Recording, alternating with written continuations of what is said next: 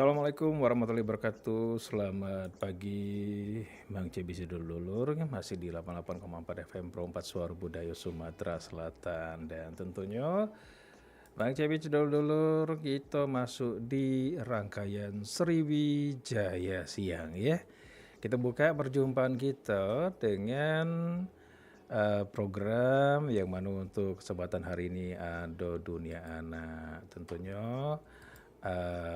sudah ada nih ya yang bakal kita ajak ngobrol, dan ada Cak Abbas di sini, jangan lupa untuk kesempatan hari ini yang mana untuk Dunia Anak kali ini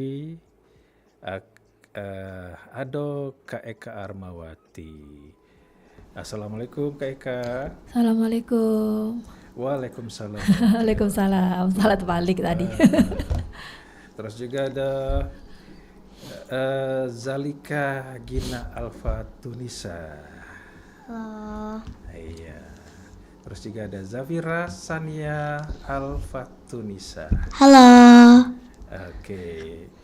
Nah, kalau ini dari Pandawa Sriwijaya Production ya, di kesempatan hari ini tentunya sebagai salah satu pendampingnya ada Kak Eka Armawati. Ya. Kak Eka, kalau sebelum kita masuk di obrol nih, Pandawa Sriwijaya sudah sejak kapan sih? Ada sekitar 2 tahun ini. Sudah 2 2 tahun tahun. ya, dan memang bergerak di bidang seni ya, Ya, seni pertunjukan. seni pertunjukan. Iya. Oke lah. Kak Eka nih, Kak Eka juga bawa adik kita ya, Ya. Zalika dan Zafira. Zalika dan Zafira, mereka berdua Kembar. kembar. Ini kembar 3 loh. Oh, kembar 3? Iya, masih ada Zafran satunya lagi. Oh, cowok. Cowok. Oh, gitu. Setelah kembar 3 ada lagi? Ada. Oh, ada. Jadi berapa saudara semuanya? 4. 4. Oke lah. Nah, untuk pagi ini Kak Eka membawa temanya kembangkan talenta diri dari dongeng dan tari. Iya. Kalau kita ngomongi ini Kak Eka ya, ngomongi tentang mengembangkan talenta ini. Kemudian Kak Eka pun membuat dongeng dan tari. Sebenarnya kalau berbicara tentang talenta itu bisa digali dari apa saja sih Kak Eka? Kalau di Pandawa Sriwijaya Production ya kita gali dari seni ya. Jadi ada ke seni tari, ke seni sastra, itulah ke dongeng dan juga puisi, dan seni teater. Oh gitu. Iya. Berarti banyak ya? Banyak ya. Banyak yang bisa digali di situ ya. Bisa kita gali dari sana. Oke lah, ini kita ke Zafira dulu nih ya.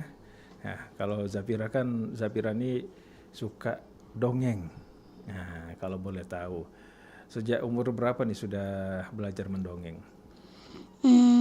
Sejak TK sih Kak, umur 5 tahun.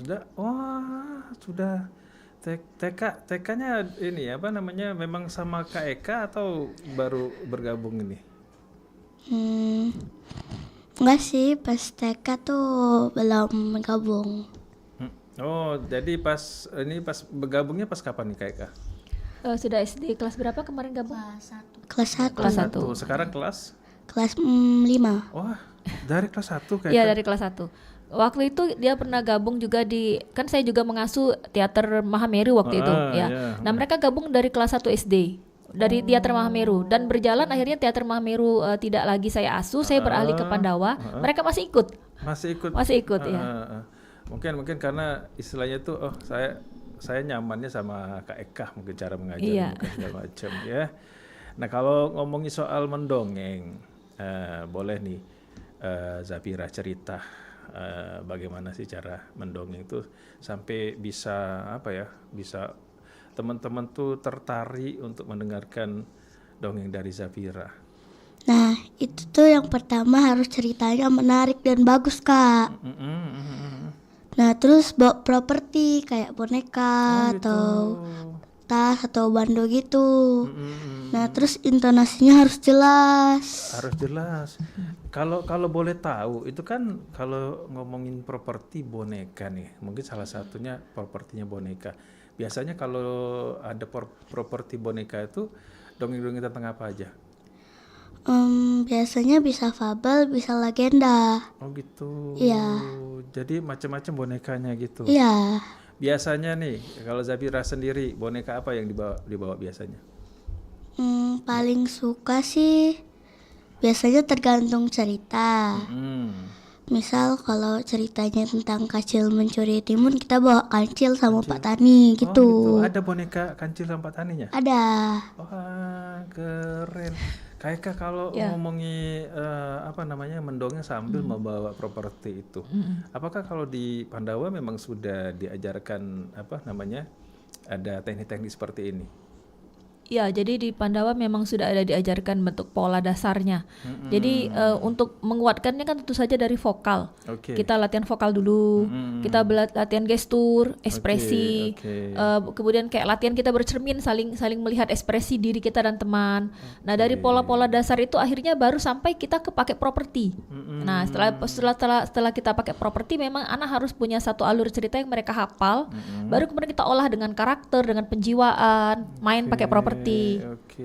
Nah selama Kak mendampingi anak-anak ini ya, kalau memakai properti itu, apakah ini sempat ada kendala atau mungkin, kalau bawa properti ini kayaknya ribet gimana gitu? Pernah nggak ada perasaan seperti itu? Saya rasa selama ini justru menyenangkan, tidak ada kendala yang dihadapi karena anak-anak begitu semangat. Saya pertama awalnya pakai propertinya gambar dulu. Pakai gambar, mereka ceritakan isi gambar. Nah setelah satu atau 2 minggu kita gunakan gambar, baru kemudian kita beralih ke pakai boneka. Dan tidak ada kendala karena anak-anak begitu semangat. Pakai boneka kelinci karena ceritanya tentang kelinci gitu. Boneka Pak Tani, entah mungkin mereka mencarinya atau dapat boneka Pak Tani. Ada.